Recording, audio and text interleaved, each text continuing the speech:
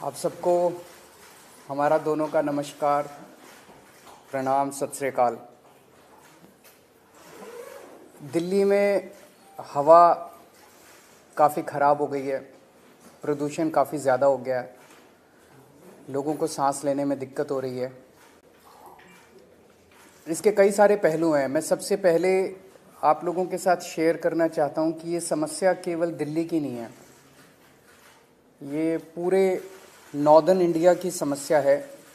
पूरे उत्तर भारत में दिल्ली, चरखी दादरी, रोहतक, भिवानी, गुड़गांव, बहादुरगढ़, जींद, मानेसर, नोएडा, ग्रेटर नोएडा, गाज़ियाबाद और राजस्थान में भिवाड़ी, इन सभी शहरों में हवा सीवियर कैटेगरी में है। जितनी ख़राब दिल्ली में उतनी ख़राब इन सभी शहरों में है। इसके अलावा धारूहेड़ा, कैथल, बल्लभगढ़, पानीपत, फरीदाबाद, सोनीपत, नारनौल, कुरुक्षेत्र, बागपत, मेरठ, कानपुर और बिहार में मोतिहारी, बेतिया, कटिहार, इनमें वेरी पुअर कैटेगरी में है। तो ये समस्या पूरे उत्तर भारत की समस्या है प्रदूषण की, और जाहिर तौर पे इसमें केवल आम आदमी पार्टी इसकी जिम्मेदार नहीं है, केवल केजरीवाल इसका जिम्मेदार नहीं है, केवल दिल्ली और पंजाब की सरकारें इसकी जिम्मेदार नहीं है। इसके कई सारे कारण हैं, कई लोकल कारण हैं, कई रीजनल कारण हैं। एक राज्य की हवा एक राज्य में नहीं रहती, इधर से हवा उधर जाती है, उधर से हवा इधर आती है। तो जैसा हम कई बार कह चुके हैं कि इसमें केंद्र सरकार को आगे आके इसके ऊपर स्पेसिफिक कदम उठाने पड़ेंगे ताकि पूरे उत्तर भारत को प्रदूषण से बचाया जा सके। ये पूरे उत्तर भारत की समस्या है, पहली चीज़। दूसरी चीज़, पंजाब में और दिल्ली में हमारी सरकार है। ये वक्त फिंगर पॉइंटिंग का नहीं है, ब्लेम गेम का नहीं है, एक दूसरे को गाली देने का नहीं है, इतने सेंसिटिव मुद्दे पे राजनीति करने का नहीं है। उससे समाधान नहीं निकलता। हम करते रहे राजनीति, वो कहते रहे केजरीवाल जिम्मेदार है, हम कहते रहे वो जिम्मेदार है, इससे कोई समाधान तो नहीं निकलता। जनता को इससे फ़ायदा तो नहीं होता। जनता को तो समाधान चाहिए। पंजाब में पराली जल रही है, हम मानते हैं पंजाब में पराली जल रही है, इसके लिए किसान जिम्मेदार नहीं है, किसानों को समाधान चाहिए। किसानों को जिस दिन समाधान मिल जाएगा वो पराली जलाना बंद कर देंगे, क्योंकि दिल्ली तक जब पराली का धुआं पहुंचता है उसके पहले तो उस किसान के खुद के घर में वो धुआं जाता है, उसके बच्चों के धुआं जाता है। तो उसके लिए किसान जिम्मेदार नहीं है। पंजाब में हमारी सरकार है। अगर पंजाब में पराली जल रही है उसके लिए हमारी सरकार, हम जिम्मेदार हैं। हम इसकी जिम्मेदारी लेते हैं कि पंजाब में अगर पराली जल रही है, अभी हमारी सरकार को बने हुए 6 महीने हुए हैं। 6 महीने बहुत छोटा पीरियड होता है। बहुत सारी समस्याएं थी पंजाब की, बहुत सारे माफिया काम कर रहे थे पंजाब में, उन कई सारे माफियाओं को कंट्रोल किया है। इसके ऊपर भी मान साहब की सरकार ने कई कदम उठाए हैं, वो अभी आपके साथ शेयर करेंगे। पराली के ऊपर पहला साल था, कुछ महीने का चंद टाइम मिला, कुछ कदमों में कुछ सफलता मिली, काफ़ी सफलता नहीं मिली। और मुझे उम्मीद है कि अगली साल तक, जब अब लगे हुए हैं इस पे, अगली साल तक पराली के जलने का इंसिडेंस काफ़ी कम होगा। कई सारे कदम उठाए जाएंगे, स्पेसिफिक कठोर कदम उठाए जाएंगे, किसानों के साथ मिलकर कदम उठाए जाएंगे। लेकिन हम इसमें ब्लेम गेम नहीं करना चाहते। पंजाब के अंदर अगर पराली जल रही है उसके लिए हम जिम्मेदार हैं, हमारी सरकार जिम्मेदार है। इसमें मान साहब की सरकार ने कई सारे कदम उठाए हैं, वो आपके साथ शेयर करना चाहेंगे। जैसा कि अरविंद केजरीवाल जी ने बोला, ये नॉर्थ इंडिया की प्रॉब्लम है। किसान खुद भी पराली नहीं जलानी चाहता, लेकिन क्योंकि अगली फसल और धान और गेहूं की फसल में सिर्फ और सिर्फ 10-12 दिन का गैप है, तो वो 10-12 दिन में अपने खेत से पराली को कहीं इधर उधर भी नहीं कर सकता, तो उसके पास माचिस की तीली है बस। हमने 1,20,000 के आसपास जो मशीनें दी, जो पराली को बीच में ही, ज़मीन के बीच में ही खपत कर देती हैं। पीएयू ने एक ऐप बनाई, जैसे आप ऊबर ओला की कैब ऐप देखते हो कि आप उस पर अगर टच करते हो तो आपको आपके रीजन में 2-3 किलोमीटर की रेंज में जितने भी मशीनें अवेलेबल हैं, ट्रैक्टर अवेलेबल हैं, आप वहाँ जाके कॉन्टैक्ट नंबर सहित उसमें आ जाते हैं। हमने गुरुद्वारा साहब जो गांव में हैं वहाँ पे बार बार हमने वहाँ गुरुद्वारा साहब में अनाउंसमेंट्स करवाई कि पवन गुरु पानी पिता माता तरत महत। गुरु नानक साहब ने पवन को गुरु का दर्जा, पानी को पिता का दर्जा और धरती को माता का दर्जा दिया। ये तीनों दर्जे हमने कायम रखने हैं। इसके अलावा भी हमने बहुत सी पंचायतों को इनकरेज किया। मेरे पास आंकड़े हैं कि 124 गांव, 120 गांव, 93 गांव उन्होंने इकट्ठे होके अपनी अपनी पंचायत बुला के ये मता पास किया ग्राम पंचायत, ग्राम सभा में, कि हम लोग पराली नहीं जलाएंगे। तो पराली नहीं जलाना चाहता किसान, हाँ अगर जल रही है, धुआं उठ रहा है, तो हम उसकी जिम्मेदारी लेते हैं। हम कोई जिम्मेदारी से नहीं भाग रहे, जिम्मेदारी हम ले रहे हैं, लेकिन इसको मिल बैठ के हल करना पड़ेगा। जैसा कि अरविंद जी ने बोला कि हमारे पास इतना कम समय था, इतने कम समय में दोनों फसलें आ गई। 16 मार्च को सेरेमनी थी, बस 15 दिन बाद गेहूं आ गया, बिल्कुल गेहूं के बाद धान आ गया।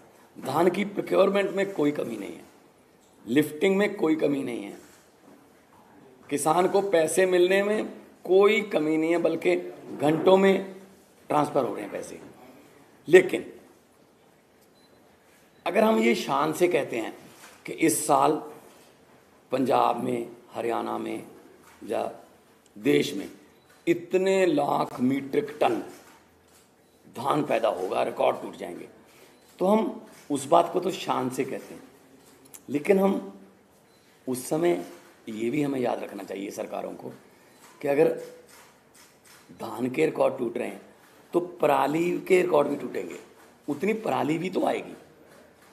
तो हमने अभी क्योंकि समय कम था, फिर भी हमने बायो एनर्जी का इंडिया का पहला प्लांट, बर्बियो कंपनी है जर्मनी की, वो लहरा गागा के पास माननीय केंद्रीय मंत्री हरदीप पुरी जी वहाँ पे आए थे, उद्घाटन किया। वो एक प्लांट जो है 47,000 एकड़ की पराली उठा लेगा, पैसे भी देगा, उठा भी लेगा। एक प्लांट सिर्फ 47,000 एकड़, सिर्फ, क्योंकि पंजाब में 75 लाख एकड़ में धान की बुआई होती है। तो एक से तो काम नहीं चलेगा, ऐसी हमें पीसीओ कंपनियां चाहिए, पराली से बिजली बनाने वाली कंपनियां, पराली से सीएनजी बनाने वाली कंपनियां, बहुत कुछ लेटेस्ट आ गया। हम आपसे ये वादा करते हैं अगले साल नवंबर में इसी हॉल में शायद हम किसी और एंगल से बैठेंगे कि हम उस समय तक इसका हल कर चुके होंगे। चाहे तो हमें, पंजाब में इतनी फर्टाइल धरती है, कुछ भी बीज सकते हैं, बस एमएसपी मिल जाए।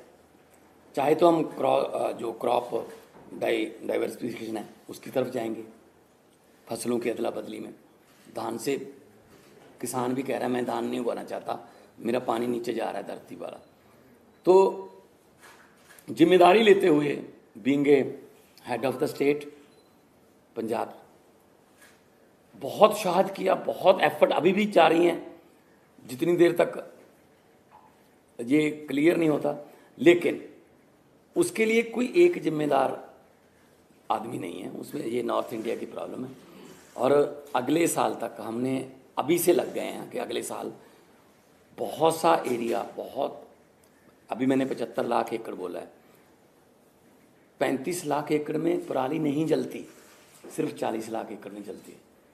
40 लाख एकड़ को भी हम कोशिश करेंगे कि कहीं और किसी और फसल का बदलाव हो जाए, किसान को उतना ही पैसे जितना धान बीज कर 1 एकड़ से उसकी कमाई होती है किसी और फसल से हो जाए, चाहे तो वो सरसों हो, चाहे बाजरा हो, सूरजमुखी हो, पॉपुलर हो, सब्जियां हों, लेकिन मार्केटिंग चाहिए।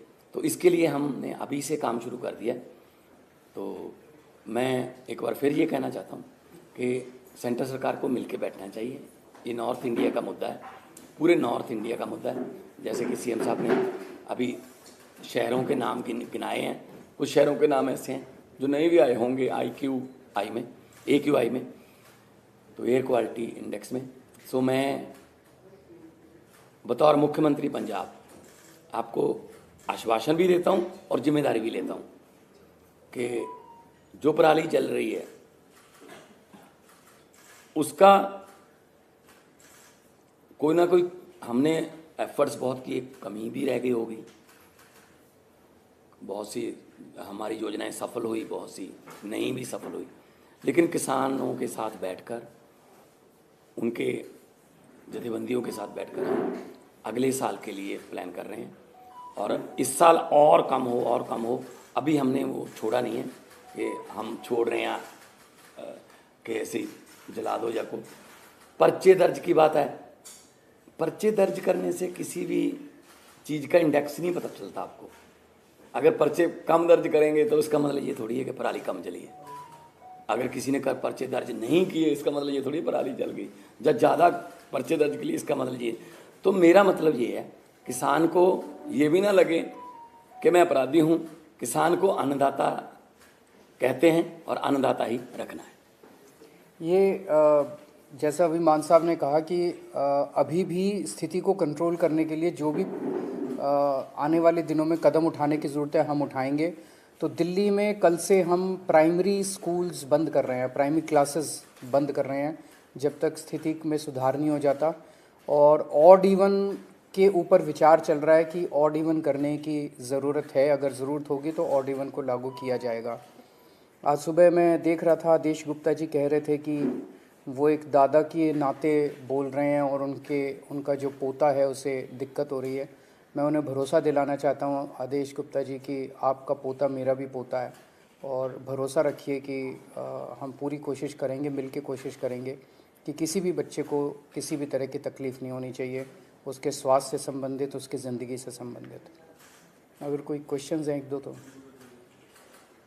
जो मान साहब ने कहा जो पराली को लेकर इस पे सवाल उठ रहे थे कि जो केंद्र सरकार से आप लोगों को कह रहे थे जो प्रस्ताव भेजा था वो नहीं माना गया, उस समय उसके बावजूद कोई और कदम जो आप लोग उठा सकते थे? नहीं, देखो 2 प्रस्ताव हमने भेजे थे। एक तो था कि 1500 आप दे दो, 500 दिल्ली गवर्नमेंट से ले लेंगे, 500 हम दे देंगे, 2500 रुपये पर एकड़ अगर उसको मिल जाएगा, वो दिहाड़ी वगैरह पे उसका खर्च होगा 1000 के आसपास, वो पराली को एक जगह पे रख लेगा, निकाल के अपनी फसल वो गेहूं की बीज देगा। लेकिन वो प्रस्ताव माना नहीं है। फिर हमने कहा कि बहुत सी कंपनियां ऐसी हैं जो पराली से बिजली बनाना चाहती हैं, बायोगैस बनाना चाहती हैं, उनके लिए फेडरल गवर्नमेंट से, सेंट्रल गवर्नमेंट से हमें परमिशन चाहिए थी, वो भी इतनी जल्दी में हो नहीं पाई। अभी भी हम कोशिश कर रहे हैं दोबारा कि चलो ये सीज़न हो गया तो अगला सीज़न तक तो कम से कम कर लें। तो हमारी तरफ से 1,20,000 हैप्पी सीडर्स बोलते हैं उसको, वो मशीनें चल रही हैं। मशीनों की अवेलेबिलिटी की कोई प्रॉब्लम नहीं है। हम गुरुद्वारा साहब में भी अनाउंसमेंट करवाते हैं कि जिसको मशीन चाहिए, इस गांव में मशीन, भाई 4 मशीन, 2 ट्रैक्टर हैं, अगर आपके पास अकेला ट्रैक्टर है, मशीन नहीं है, तो आप मशीन वहाँ से ले आएँ। अगर आपके पास ट्रैक्टर भी नहीं है तो ट्रैक्टर समेत भी मशीन मिलती है। तो हम एफर्ट्स में कोई कमी नहीं छोड़ रही। सेकेंडरी स्कूल 5वीं से ऊपर की क्लासेस की आउटडोर एक्टिविटीज़ बंद कर रहे हैं। स्पोर्ट्स और आउटडोर एक्टिविटीज़ जो हैं वो नहीं अलाउड की जाएंगी। सर, आप एनसीआर की बात कर रहे थे। एनसीआर नहीं, पूरे नॉर्दर्न इंडिया की। हरियाणा में खास करके पूरा सोनीपत से लेके पानीपत, करनाल तक दिल्ली जैसे हालात हैं, स्मॉग है, लेकिन वहां पे वो मेजर्स लेते हुए नहीं दिख रही है सरकार, चाहे वो स्मॉग गन्स हो या फिर कंस्ट्रक्शन के लिए तमाम जो एहतियात दिल्ली में बरते जा रहे हैं। Do you think that there is an urgent need for the centre to call a joint meeting? मैं वही बार बार कह रहा हूँ दो चीज़ों की ज़रूरत है। केंद्र सरकार अब पीछे नहीं रह सकती, केंद्र सरकार को इसका नेतृत्व करना पड़ेगा। केंद्र सरकार को बिहार तक प्रॉब्लम है, राजस्थान तक प्रॉब्लम है। राजस्थान के भिवाड़ी ज़िले में आज सीवियर कैटेगरी का पॉल्यूशन है। बिहार के मोतिहारी, बेतिया, कटिहार में वेरी पुअर कैटेगरी का पोल्यूशन है। ये तो पंजाब की वजह से नहीं हो रहा ना। तो ये समस्या तो पूरे नॉर्दर्न इंडिया की समस्या है, जिसके लिए केंद्र सरकार को सामने आके प्रदूषणों के कारणों के ऊपर काम करना पड़ेगा। और जहाँ प्रदूषण है वहाँ पे जो स्टेप्स दिल्ली सरकार उठा रही है, ये स्टेप्स पूरे देश में उठाने की ज़रूरत है। ज़रूर जॉइंट मीटिंग होनी चाहिए, एक्सपर्ट से गाइडेंस होनी चाहिए, हम लोगों को भी गाइडेंस मिले एक्सपर्ट से, उन सब चीज़ों की ज़रूरत है। पर एक ही चीज़ है कि मतलब मैं देख रहा हूँ रोज़ अखबारों के अंदर केजरीवाल ने ये नहीं किया, केजरीवाल ने ये नहीं किया, केजरीवाल ने ये नहीं। अगर केजरीवाल को गालियाँ देने से अगर देश का प्रदूषण खत्म होता हो तो दे लो। प्रदूषण तो खत्म नहीं हो रहा ना केजरीवाल को गाली देने से, समाधान तो निकालना ही पड़ेगा ना। राजनीति से नहीं होगा, मिल बैठ के कंस्ट्रक्टिव अप्रोच करनी पड़ेगी। पंजाब में बेलर्स के लिए किसानों की मांग है कि बेलर्स की रिक्वायरमेंट उन्हें है स्टबल को पैक करने के लिए, और हरियाणा में भी कुछ डेमोन्स्ट्रेट ये किया गया था कि बेलर्स की वजह से कहीं ना कहीं पराली जलाने की जो एक्टिविटीज में कमी आई है। तो कितने एक्टिव है अभी कोई संख्या बेलर्स की? वो सारे कदम उठाएंगे। जैसा मैंने कहा कि हमें 6 महीने मिले, 6 महीने बहुत कम होते हैं, मतलब कुछ भी नहीं होते, इतनी बड़ी समस्या है। उसमें भी मतलब पहले कुछ महीने तो लॉ एंड ऑर्डर उसको सब चीज़ों को कंट्रोल करने में लगे। तो 1 साल और दीजिए, हमें 1 साल मांग रहे हैं। हमें पूरी उम्मीद है जिस तरह से दिल्ली से हमारी आम आदमी पार्टी की सरकारें काम करती हैं, अच्छी नीयत से, पढ़े लिखे लोग हैं हम, तो इसको भी समस्या का समाधान निकालेंगे। बेलर्स भी लेके आएंगे, हैप्पी सीडर भी लेके आएंगे, क्रॉप डाइवर्सिफिकेशन की जरूरत है वो भी करेंगे। सारी चीज़ों के ऊपर काम अभी पैरेलली चल रहा है। अगले साल में तो अगला सीजन ही होगा, अगले सीजन में आपको ये तकलीफ होनी, लेकिन हम कोशिश ये करेंगे कि हम धान से किसानों को किसी और फसल की तरफ लेके जाएं। उसके लिए मार्केटिंग चाहिए, एमएसपी चाहिए। हम बात कर रहे हैं, सेंटर के साथ भी बातचीत चल रही है कि क्योंकि राइस की कोई कमी नहीं है। मैं एफसीआई की स्टैंडिंग कमेटी का मेंबर था जब मैं मेंबर ऑफ पार्लियामेंट था। एफसीआई ये कह रही है कि हमारे पास राइस की कोई कमी नहीं है, लेकिन अब जो राइस पैदा होता है वो तो एफसीआई को उठाना पड़ता है, एमएसपी पे उठाना पड़ता है। तो हम कोशिश ये करेंगे कि ऐसी फसलें पंजाब में अगली बार आएँ ज़्यादातर जो जिनमें कम पानी खपत। मतलब पंजाब का नाम ही सिर्फ पानियों पर है, 5 आब, 5 दरिया, पानी नहीं है, ना तो ऊपर वाला ना ही नीचे वाला। 1 किलो चावल पैदा करने के लिए 3800 लीटर पानी पंजाब खपत कर रहा है 1 किलो चावल के लिए। तो हम देश को चावल नहीं दे रहे, हम देश को पानी दे रहे हैं। तो हम कोशिश ये करेंगे, किसान खुद इस बात से सहमत हैं कि हमें किसी और फसल की तरफ ले जाओ, बशर्ते उन्हें उतना ही कमाई हो जितनी धान से एमएसपी बेच। दोनों मुख्यमंत्रियों से सर, शिक्षा मंत्रालय ने देश भर के स्कूलों के लिए परफॉर्मेंस रेटिंग इंडेक्स लागू किया है। 2020-21 की रिपोर्ट है, दिल्ली के स्कूलों की स्थिति खराब बताई गई है, लेवल 2 भी क्रॉस नहीं कर पाई। और उसी दौरान पंजाब ने बेहतर परफॉर्म किया 2020-21 में, पूरे देश में 3रे नंबर पर है। आप सवाल ये है कि एजुकेशन मॉडल जनता से पूछ लो कि कहाँ के स्कूल अच्छे हैं और कहाँ के खराब हैं। मुझे नहीं पता ये कैसे बनाया इंडेक्स, इसकी डिटेल्स तो मनीष सिसोदिया जी बताएंगे, वो टेक्निकली सारी चीज़ों में समझ रखते हैं कि इसमें कैसे बनाया गया, क्या बनाया गया। लेकिन आप दिल्ली के लोगों से पूछ लो कि स्कूलों से खुश हो गया, और बाकी देश के लोगों से पूछ लो कि स्कूलों से खुश हो गया, आपको आपका जवाब है। और आप भी जानते हो, आप स्माइल कर रहे हो कि कौन सा स्कूल अच्छा है। Thank you.